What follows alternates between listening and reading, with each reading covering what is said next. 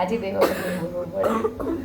અહીં ઉપસ્થિત વાલીગણ, ગુરુજનો અને નાના નાના ભૂલકાઓને મારા નમસ્કાર છે.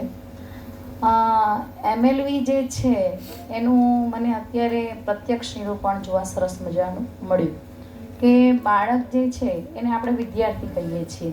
ખરા અર્થમાં વિદ્યાર્થીનો અર્થ અત્યારમાં શું થઈ ગયો છે તમને ખબર છે? અત્યારે અર્વાચીન સમયમાં કે વિદ્યાર્થી એટલે શું કે વિદ્યાની અર્થી કાઢે તેવો, બરાબર.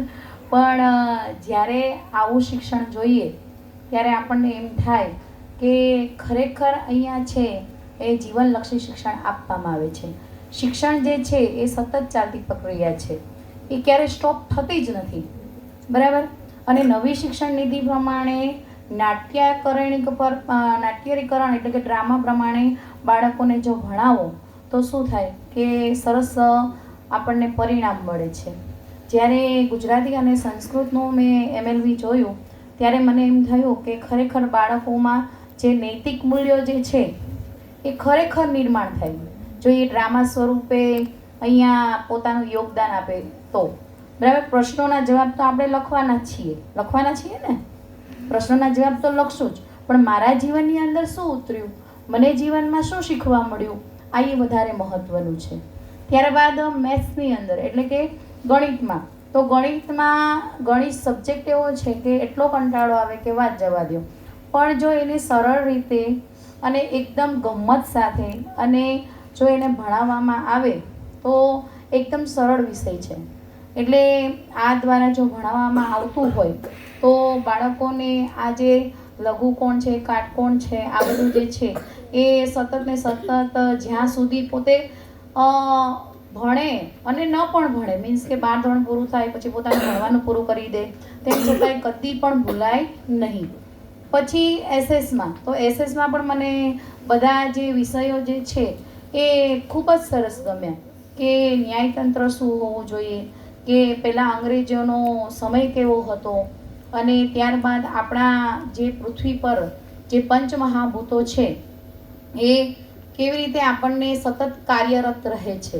એટલે બાળકોને ખરેખર તમે અહીંયા એક લીટી બોલ્યા હતા કે આ બીજી સંસ્થાઓમાંથી અમારી સંસ્થા શા માટે અલગ પડે છે, તો ટીજીએસ જે છે, આ પીવીપીએસટી જે છે એ શા માટે અલગ પડે છે કે તમે આવું વિઝિબલ કરો છો તેટલા માટે.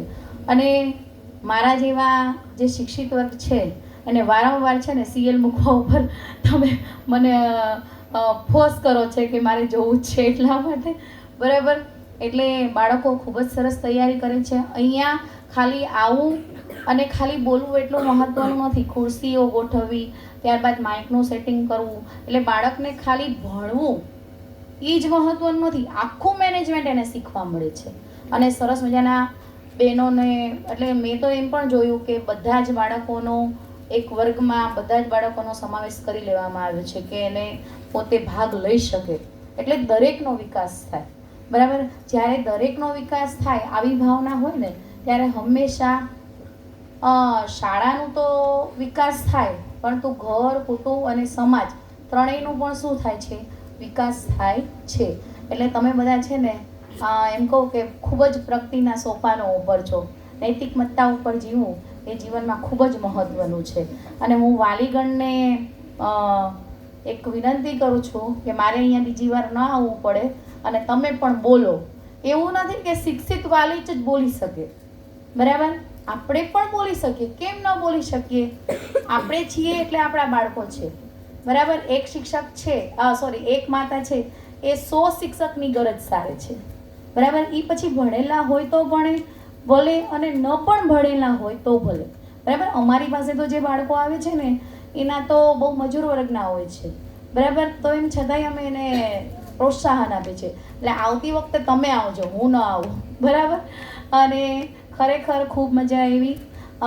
ગુરુજનોનો ફરીથી હું હૃદયપૂર્વક આભાર વ્યક્ત કરું છું. તમે શ્રોતાગણ બધા સરસ મજાના બેઠા છો. આપણે હોય ને તો જ બધું થાય હો, આપણે કંઈક સાંભળીએ તો થાય, આ બધાને પ્રોત્સાહન મળે. એટલે આપણી માટે તાળીઓ વગાડે, તંત્ર વગાડો, બરાબર. એટલે અહીં